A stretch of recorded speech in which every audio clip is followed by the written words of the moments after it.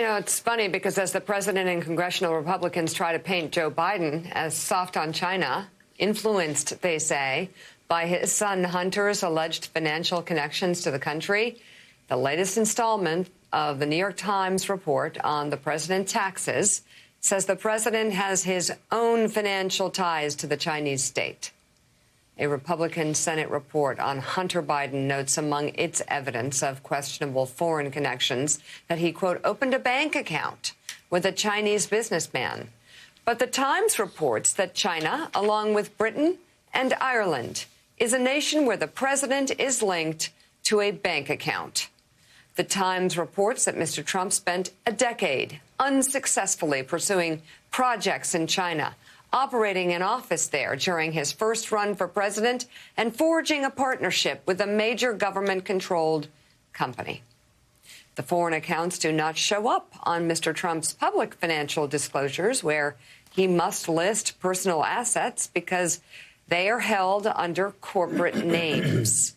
According to the Times, Trump International Hotels Management is the Trump company with the Chinese bank account, and which the tax records show paid more than $188,000 in taxes in China while pursuing licensing deals there from 2013 to 2015.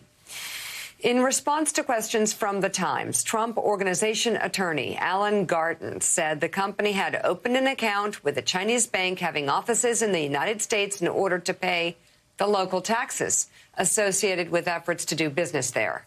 No deals, transactions, or other business activities ever materialized, and since 2015, the office has remained inactive.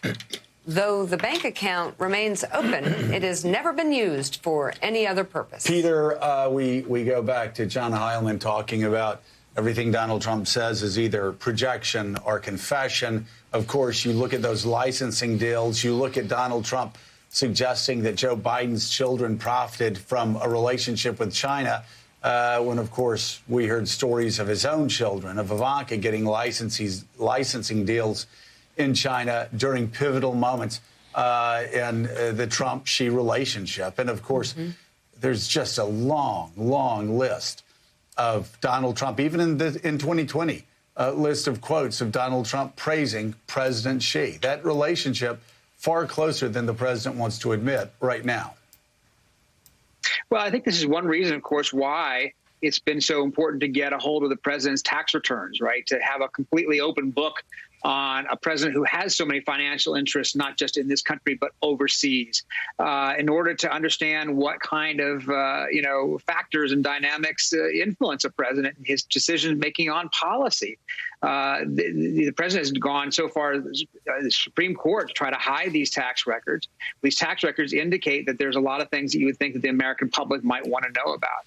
Among other things, for instance, it also shows that he has $400 and some million in debt, much of which is going to come due in the next 4 years if he wins a second term. And we believe it seems to be that at least a lot of that would be held by a foreign bank. We don't know for sure, I think, but I think Deutsche Bank is believed to be the holder of a lot of that debt. These are issues you can imagine that are relevant to a president in the conduct of foreign policy and why these tax returns ought to have been released years ago, and it only came out because my colleagues have spent years literally trying to dig around until they could finally get hold of records like these. So I think this is, this goes to the whole question of accountability and transparency in the president.